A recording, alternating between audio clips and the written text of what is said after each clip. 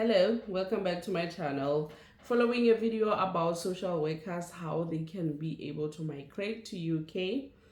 There were about 2 people on the comment section that requested a video about councillors, and then when I looked into it, it's a bit complex, but yeah, let's get into that today.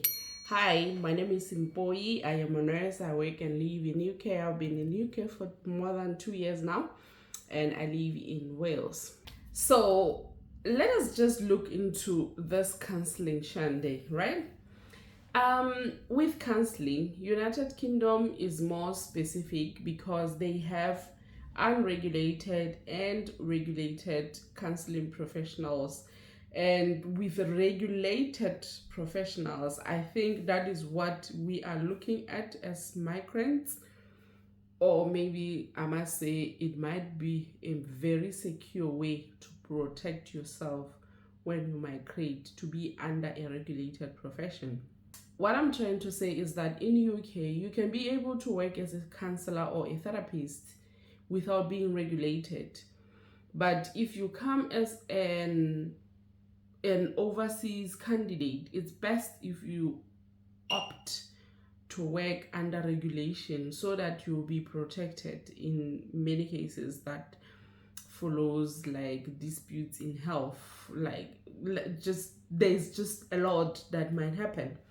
But when you are regulated, the regulator is protecting the public against you, but you will be able to be secure in a way because you know that someone else is watching you. Now, under regulated professions, we are going to look into HCPC. I have spoken about HCPC before. Today, let us look into counseling and the way they are pronounced in UK.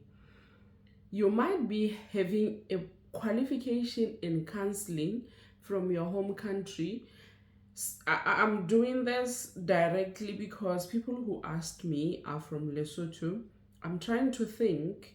I'm not too sure about this, but I think the counselors have been trained in National University of Lesotho, which is an UL, and if not, it should be outside Lesotho, and that would probably be closely South Africa or other countries. So if we are looking into that,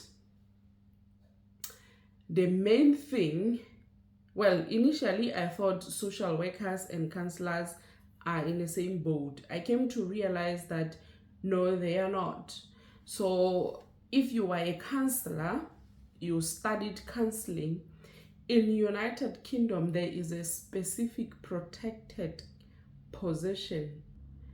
There is a specific protected title by law that is regulated by HCPC, and no one else is allowed to use the title unless if they are registered with HCPC.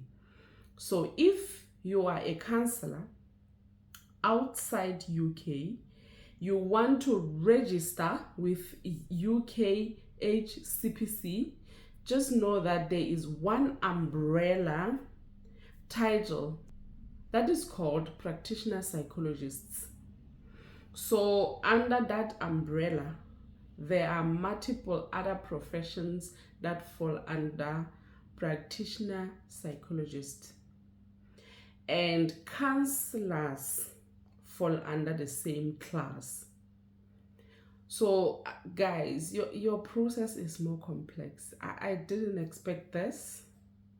Well, I was not thinking I'll meet this, but we will try to simplify it so that everyone else who's looking into migrating to United Kingdom will be able to follow through and register with HCPC and practice as a counselor in United Kingdom. Let's just dig into what are the documents that are needed out of you to be able to proceed into being a professional counselor in UK. But just be conversant that in UK you will be called a practitioner psychologist. Practitioner psychologist. And then if you fall under counseling, it will be a counseling psychologist. We cannot mess that up because this is a protected title. I think in most of all other videos that I mention about protected titles, you know that, or maybe if you don't know, in United Kingdom law, like citizens and residents are forced to comply. So, for example, I have been trained in Lesotho as a nursing assistant before, and I also was trained as a general nurse. I was also trained as a nurse midwife. And when I came to UK, I had only been registered as a general nurse, or let me just say an adult nurse. I am not allowed by the law in the country, UK, to call myself a midwife because I'm not registered in UK as a midwife. So when I say protected titles, I mean it. Guys, don't misinterpret this information. Take note and be able to say exactly what you can be able to prove. Okay, let us look into documents that are required of you to register as a counseling psychologist in the United Kingdom. So this website that I used has been updated on the 13th of May 2024, which is quite recent. It's less than a year ago. So this means all this information that I'm going to share is recent. You can verify this on the HCPC website. I'll leave a link underneath this video so that you can be able to go straight to HCPC website. All right, finances. You've got to make sure that all the money that will be required for you to place a registration application is available in your bank account or the bank details that you are going to use when you are registering. You can either use a credit card or a debit card. So either ways, they are both accepted. But before you do that, make sure that you contact your bank that you are going to be making international transfers, because for some reason other, like the World Bank, sometimes when you make international transactions beyond a certain amount, they might decline that transaction. So before you start your process itself, warn your bank or your creditor that you are going to be using your credit card or your bank details to pay for scrutiny fee. The scrutiny fee that is required of you is about 639.98, which is about 640 pounds, which is something close to about 15,000. So this money is non-refundable. So just make sure that you make it available for the application process to go through, and you are not expecting it to come back should your application not go through, should your application bounce back. So don't expect the scrutiny fee to be refunded. Now let us go in depth with the process itself. The first thing is you are going to create an online profile. You create this only with HCPC website. You can verify that you are doing this to a proper, the correct, and not a scammy website by going to gov.uk. Search for HCPC and then click on the link and then go straight to HCPC website. That way you know that you are secure. And then you create an online profile. After you have created an online profile, you are going to be requested to input all your personal details. Your personal details include your names, your middle names, your surname, your identification, and all those things. With identification, you can use your passport. And when you use your passport, please make sure that your passport is valid for at least 6 months at the point of registration, so that you won't be declined to proceed. If your passport is soon to expire, apply for a new passport. That is the only thing that I think is suitable for the process, because it takes a long time for it to complete, considering that you are applying from abroad. The next thing is to prove your identity. So for you to prove your identity, you can use your tax information, you can use any of the bills that you pay. It could be your rent, your utility bills in the form of electricity bill, your phone bill, your clothing account bill, or maybe you can also use your driver's license to prove your identity. So if you are not a driver, I would advise you to start now to learn how to drive, and authentically so.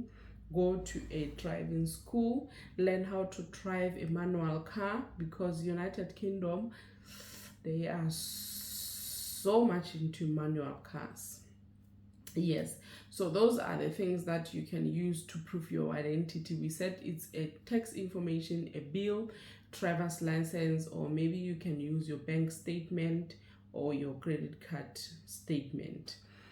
Then the next thing that you need to upload on your profile is your course information. The course information comes in form of your certificates from your university and your transcripts. The certificates and transcripts will come from you. The third thing to prove your course information is from your college. You can speak to the HOD to provide course content and credit hours, so that it can complement your transcripts and your certificates. Those are your course information. And then the next thing is experience, work experience or placement experience.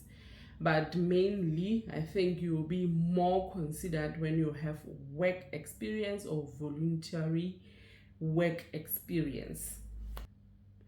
So now, wherever you have been employed, you've got to obtain references from all the workplaces that you have been engaged with, so that maybe when you place them on your CV as references, they will complement your work experience as a councillor.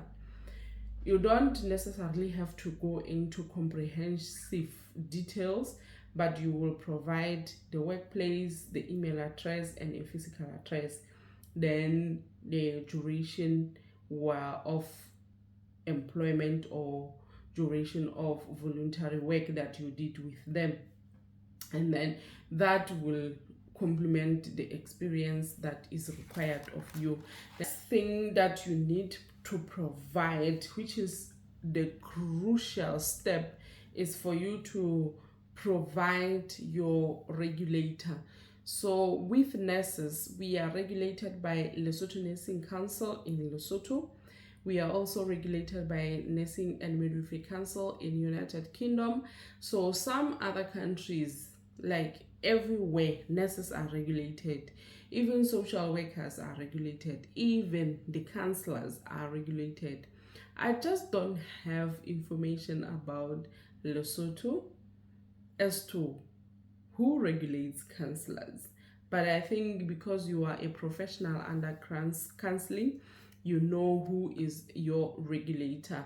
So you will provide their physical address, the email address, and then they will be able to verify for you that you are actually registered with them. Another thing that will be required of you is a police clearance. The police clearance that will be required would have to include whether you have been convicted before. But with convictions, like I have said with social workers, there are protected convictions that you cannot disclose, and there are convictions that you are bound by law to disclose, specifically when you are going to be working with vulnerable individuals. So by vulnerable people, we mean you're going to be working with people who are elderly, children, people with physical disability, and people who have mental disabilities.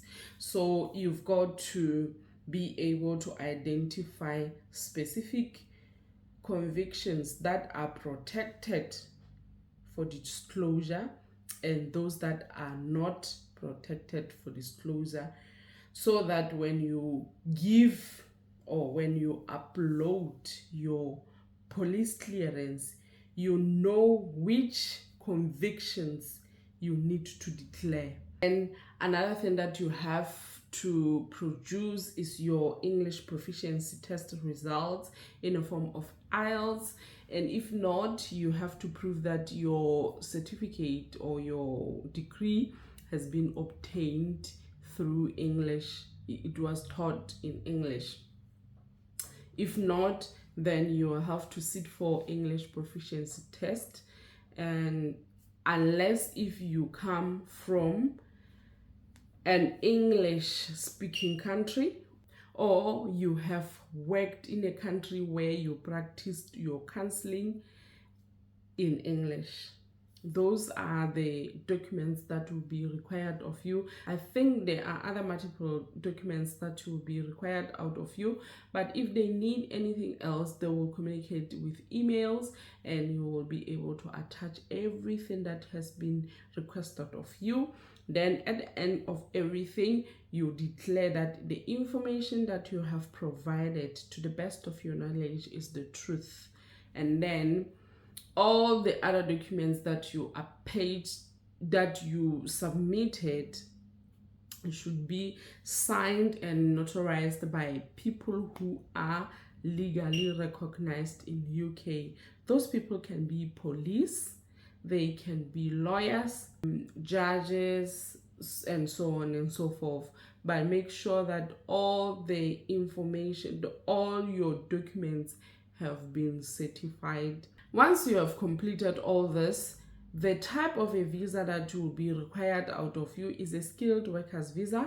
And once you completed the registration process, the documents won't be as hefty as when you start the registration process, because I think you will be required to produce approval from HCPC.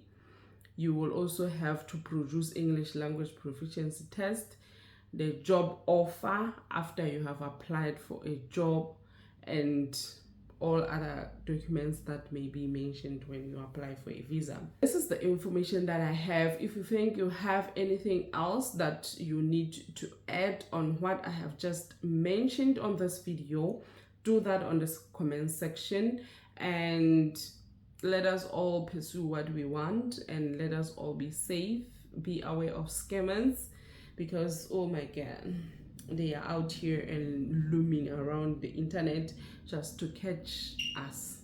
Thank you very much for watching this video this far. I'll see you in my next upload. Bye.